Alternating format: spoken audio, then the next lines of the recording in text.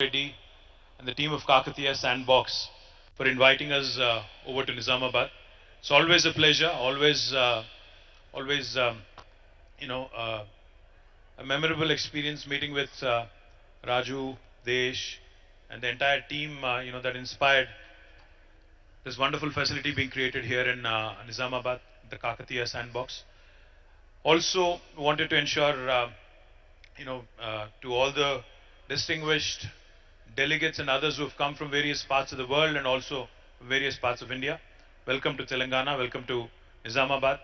Our Honorable Minister for Roads and Buildings, Shri Prashant Reddy, the District President of Nizamabad, Shri Jeevan Reddy, Honorable Chairman for RTC and MLA Nizamabad Rural, Shri Bajireddy Govardhan Garu, Honorable MLA Nizamabad Urban, Shri Ganesh Gupta Garu, Honorable MLA Bodhan, Shri Shakil Garu, Honorable Member of Raj Sabha, former Speaker, Shri KR Suresh Reddy Garu, Honorable MLC D. Rajeshwar Rao Garu, Honorable MLC Gangadhar Gaud Garu, Honorable ZP Chairman Vittal Rao Garu, Honorable MLA from Kodad, Shri Mallaya Yadav Garu, Honorable former MLC Shri Narsi Reddy Garu, Honorable DCCB Chairman Shri Bhaskar Reddy Garu, to all the distinguished, members who are also present in the audience, to the district administrators, officials, to my friends from media, a warm welcome to all of you.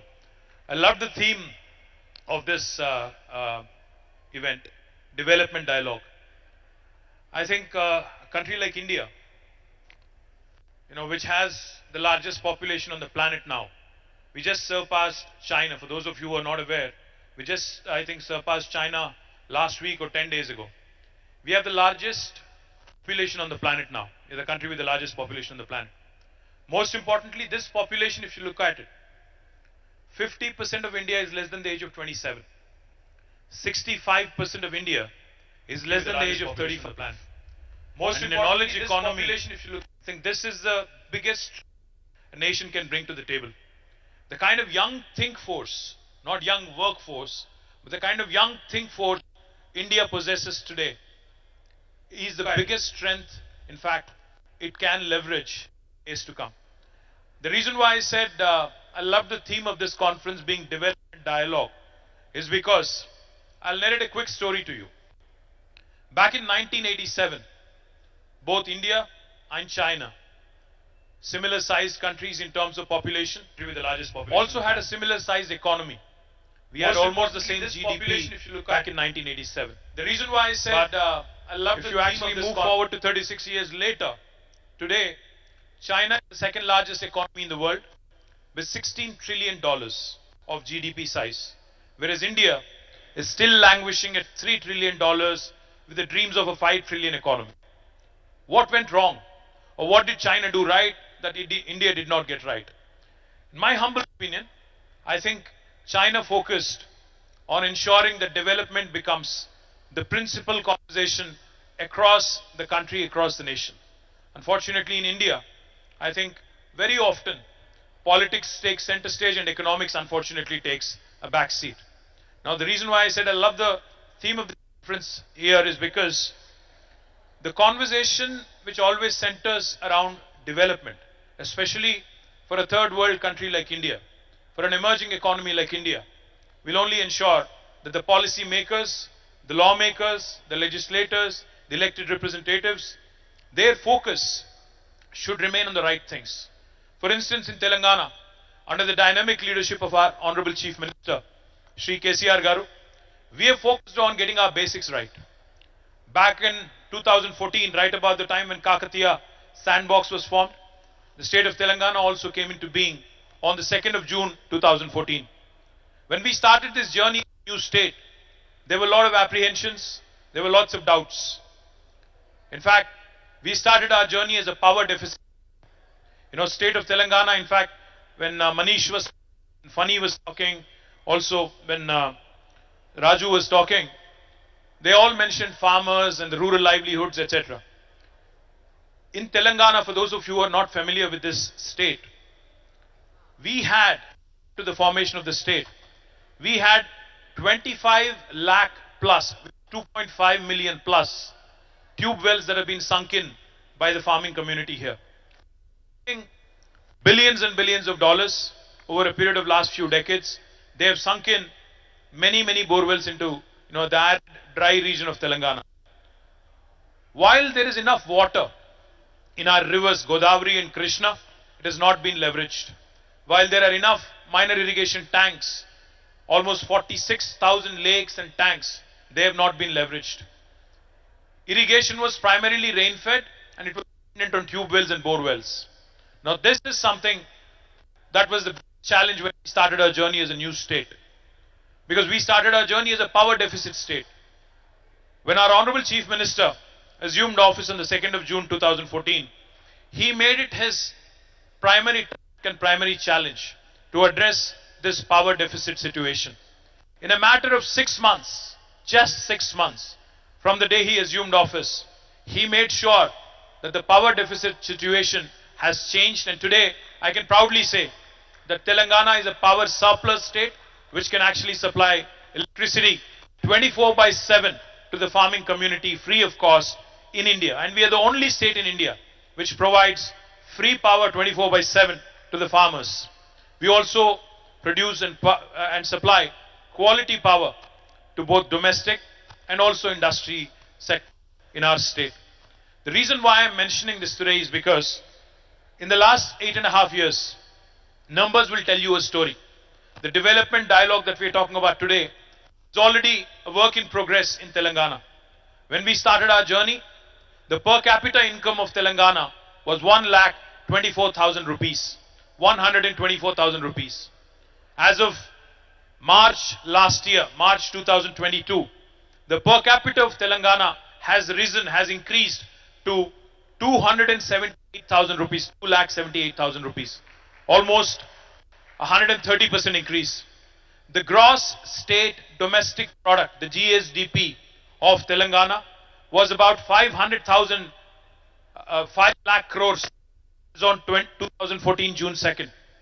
But as of last year, the GSDP of Telangana also has increased to 11.55 lakh crore, which is almost 1.15 million, 1.15 millions. The kind of increase in wealth, the kind of increase in per capita income that has happened in Telangana, just to give you one little statistic that will put things in perspective. Telangana is only 0.5% of India in terms of population. We are only 40 million people. But our contribution to India's economy, India's GDP is 5%. We are 2.5% in terms of population, but our contribution is 5%, which means we are literally punching double our weight. We are a 50-kilo boxer fighting in 100-kilo categories, how I would like it to. And I would also like to add one more thing.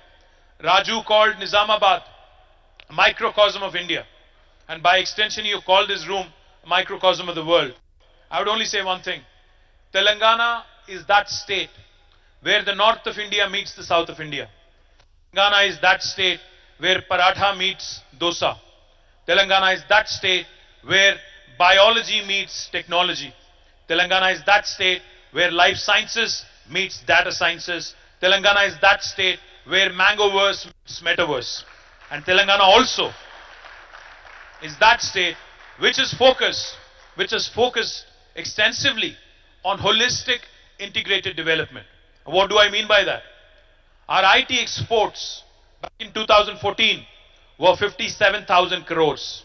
As of last year, they have risen to 1,83,000 crores. Our agriculture activity has expanded by almost 6% in terms of our GSDP valuation. It has increased by 119% overall. For those of you who have a phone in your hand, let me indulge you for a second. Please pull out your phone for a second. Please pull out your phone. And please Google it for me. World's largest lift irrigation project. Let me repeat. World's largest lift irrigation project. Can somebody tell me the answer? Those who are trigger happy and quick fingers. I'd like to hear from the backbenchers here. What is it? Kaleshwaram lift irrigation project. The reason why I mentioned it, very often we talk about Chinese execution. Very often we talk about how 3 dam was built by the Chinese in a record span of time. Let me tell you, youngest state in India, under the leadership of our dynamic Chief Minister, Shri KTR Garu, has built the world's largest lift irrigation project in a span of 4 years. Indian engineers, the engineers of Telangana, have made us proud. We have built this project which irrigates 45 lakh acres of land, which has also rejuvenated the Sri Ram Sagar project right in the Nizamabad, in the neck of the woods in Nizamabad. And most importantly, it also caters to industrial consumption, and it also supplies drinking water to the metro city of Hyderabad, which contributes significant portion of our GSDP. I'm not sure how many of you know this. Not only is Telangana home to the world's largest lift irrigation project, India recently completed 75 years of independence. We are the first state in India to have completed a mammoth, a Herculean task of providing a portable drinking water connection to each and every one of our 1 crore households under a project called as Mission Bhagirath. We are the first state to have completed it. And when we were laying the water pipeline, which almost ran for more than 100,000 kilometers, 1 lakh kilometers plus of water pipeline, along with it 19,000 reservoirs, and along with it number of pump houses and everything else that goes with it. Let me also tell you, we have leveraged, there is a very popular word in India called as Jugaad. Jugaad basically means hustle. Jugaad basically means hustle. What we did in Telangana is something ingenious. When we had to dig and trench the entire landscape and lay almost 100,000 plus kilometers of pipeline, we decided that we'll also combine the fiber optic cable in the same trench that we were digging for the water pipeline. Thereby, Telangana will also become one among the first states in India to be providing 100 Mbps broadband connection to each and every one of our 10 homes.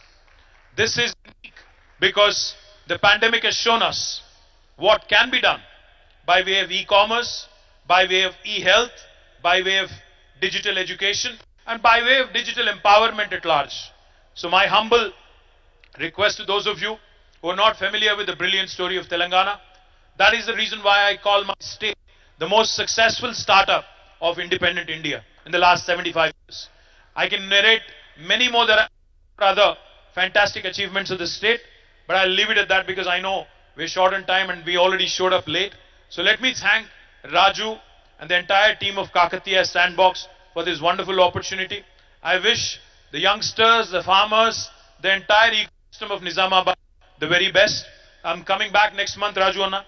I'm coming back to inaugurate the IT hub here. I'll humbly request you and Desh to bring in more and more, because the pandemic has shown us it doesn't matter where you work from in the world. You could be in a village, you could be in a small town, you could be in a metro like Hyderabad or Bangalore. I think now in a digitally connected world, in a world where youngsters from tier 2 towns actually have more fire in their belly, we need to ensure that the rural innovators, the social innovation, the tier 2 town innovators from Nizamabad, Khammam, Nalgonda, Mahbubnagar are all given ample opportunity and equal opportunity to ensure we create a level playing field. So I thank you for this opportunity. I thank all of you, in fact, for giving me this opportunity. And I once again welcome Desh and Raju back onto the dais. Coming.